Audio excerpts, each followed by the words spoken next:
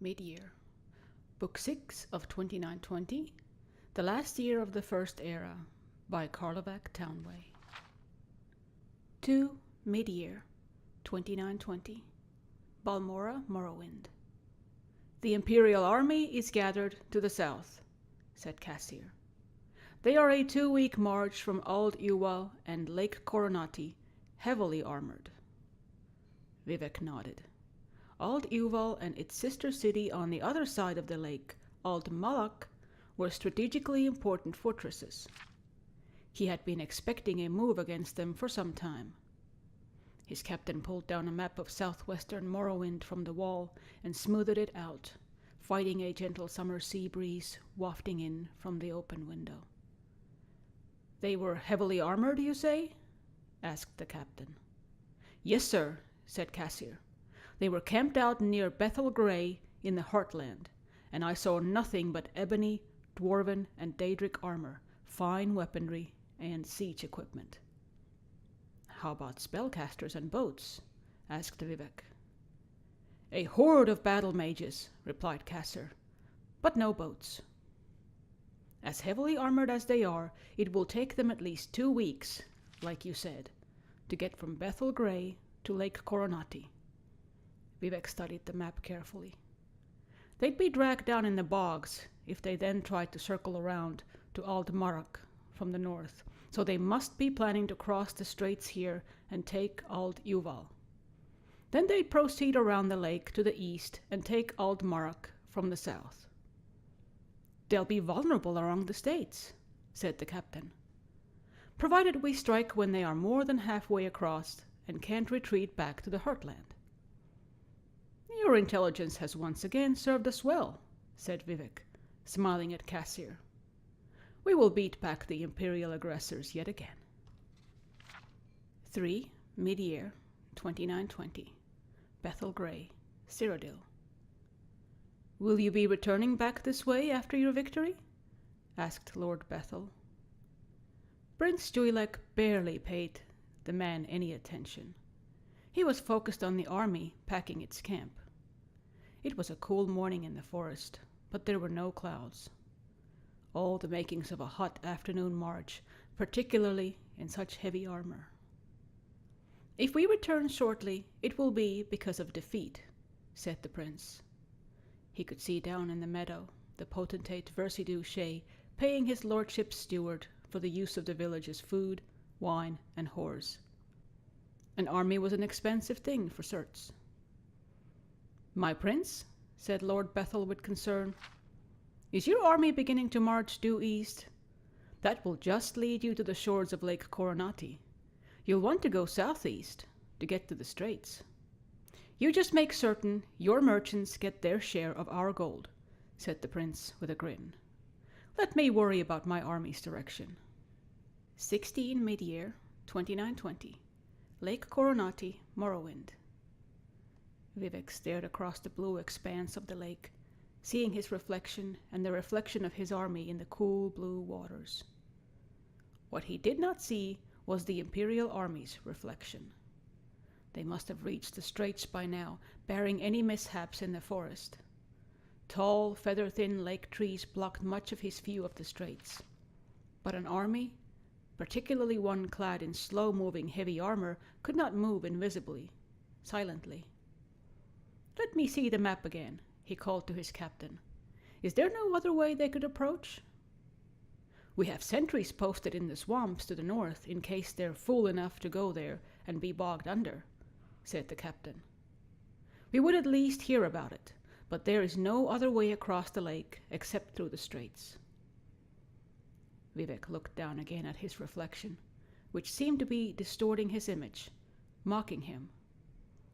Then he looked back on the map. Spy, said Vivek, calling Cassir over. When you said the army had a horde of battle mages, what made you so certain they were battle mages?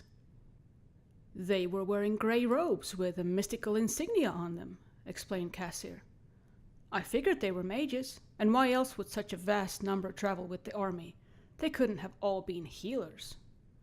You fool, roared Vivek. They're mystics, schooled in the art of alteration. They've cast a spell of water breathing on the entire army. Vivek ran to a new vantage point where he could see the north.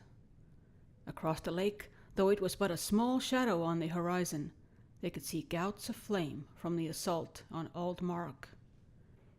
Vivek bellowed with fury, and his captain got to work at once, redirecting the army to circle the lake and defend the castle. "Return to Dwinnen," said Vivek flatly to Cassir before he rode off to join the battle. "Your services are no longer needed, nor wanted."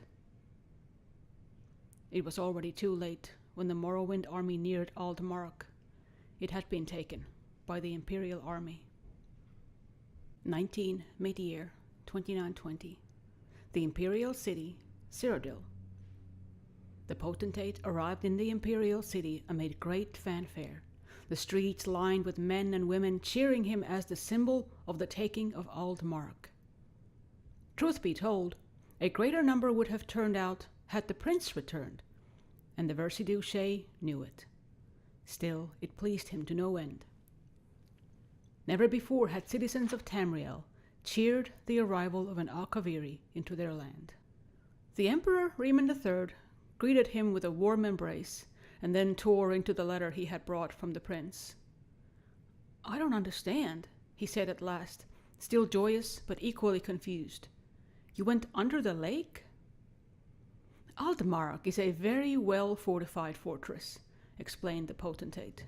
"As, I might add, the army of Morrowind has rediscovered now that they are on the outside. To take it, we had to attack by surprise and with our soldiery in the sturdiest of armor. By casting the spell that allowed us to breathe underwater, we were able to travel faster than Vivek would have guessed, the weight of the armor made less by the aquatic surroundings. And the tech from the water-bound west side of the fortress, where their defenses were at their weakest."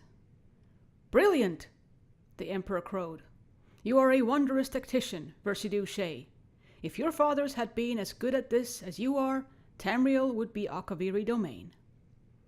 The potentate had not planned to take credit for Prince Tuilek's design, but on the Emperor's reference to his people's fiasco of an invasion 216 years ago, he made up his mind. He smiled modestly and soaked up the praise. 21 mid-year 2920. Aldmark, Morrowind. Savirian Chorak slithered to the wall and watched through the arrow slit the Morrowind army retreating back to the forest land, between the swamps and the castle grounds. It seemed like the ideal opportunity to strike. Perhaps the forests could be burned, and the army within them. Perhaps with Vivek in their enemies' hands, the army would allow them possession of Ald Iuval as well. He suggested these ideas to the prince. "What you seem to be forgetting," laughed Prince Tuilek, "is that I gave my word of no harm to the army or to their commanders during the truce negotiations. Do you not have honor during warfare on Akavir?" "My prince, I was born here in Tamriel. I have never been to my people's home," replied the snake man. "But even so, your ways are strange to me. You expected no quarter, and I gave you none when we fought in the Imperial arena 5 months ago." "That was a game," replied the prince, before nodding to his steward to let the Dunmer battle chief in. Julik had never seen Vivek before, but he had heard he was a living god. What came before him was but a man. A powerfully built man, handsome, with an intelligent face, but a man nonetheless. The prince was pleased. A man he could speak with, but not a god. "Greetings, my worthy adversary," said Vivek. "We seem to be at an impasse." "Not necessarily," said the prince. "You don't want to give us Morrowind, and I can't fault you for that. But I must have your coastline to protect the Empire from overseas aggressions, and certain key strategic border castles, such as this one, as well as Ald Umbale, Tel Arun, Ald Lambasi, and Tel Mothrivra." "And in return?" asked Vivek.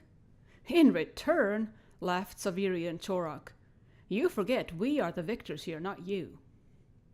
"In return," said Prince Tuilek carefully, There will be no Imperial attacks on Morrowind unless in return to an attack by you. You will be protected from invaders by the Imperial Navy, and your land may expand by taking certain estates in Black Marsh, whichever you choose, provided they are not needed by the Empire. A reasonable offer, said Vivek after a pause. You must forgive me. I am unused to Cyrodiils who offer something in return for what they take. May I have a few days to decide? We will meet again in a week's time, said the prince, smiling. In the meantime, if your army provokes no attacks on mine, we are at peace. Vivek left the prince's chamber, feeling that Almalexia was right. The war was at an end. This prince would make an excellent emperor. The years continued in Sun's Height. Mid-year. Book 6 of 2920, The Last Year of the First Era, by Carlovac Townway. 2. Mid-year, 2920, Balmora, Morrowind. The Imperial army is gathered to the south, said Cassir. They are a 2-week march from Ald Uwal and Lake Coronati, heavily armored. They were heavily armored, you say? Asked the captain. Yes, sir, said Cassir. They were camped out near Bethel Grey in the Heartland, and I saw nothing but ebony, dwarven, and daedric armor, fine weaponry, and siege equipment. How about spellcasters and boats? Asked Vivek. A horde of battle mages, replied Cassir, but no boat. Vivek nodded. Ald Uval and its sister city on the other side of the lake, Ald Malak, were strategically important fortresses. He had been expecting a move against them for some time. His captain pulled down a map of southwestern Morrowind from the wall and smoothed it out, fighting a gentle summer sea breeze wafting in from the open window. Take to the east and take Ald Marak from the south. They'll be vulnerable along the states, said the captain, provided we strike when they are more than halfway across and can't retreat back to the Heartland. Your intelligence has once again served us well, said Vivek, smiling at Cassir. We will beat back the Imperial aggressors yet again. 3. As heavily armored as they are, it will take them at least 2 weeks, like you said, to get from Bethel Grey to Lake Coronati. Vivek studied the map carefully. They'd be dragged down in the bogs if they then tried to circle around to Ald Marak from the north, so they must be planning to cross the straits here and take Ald Uval.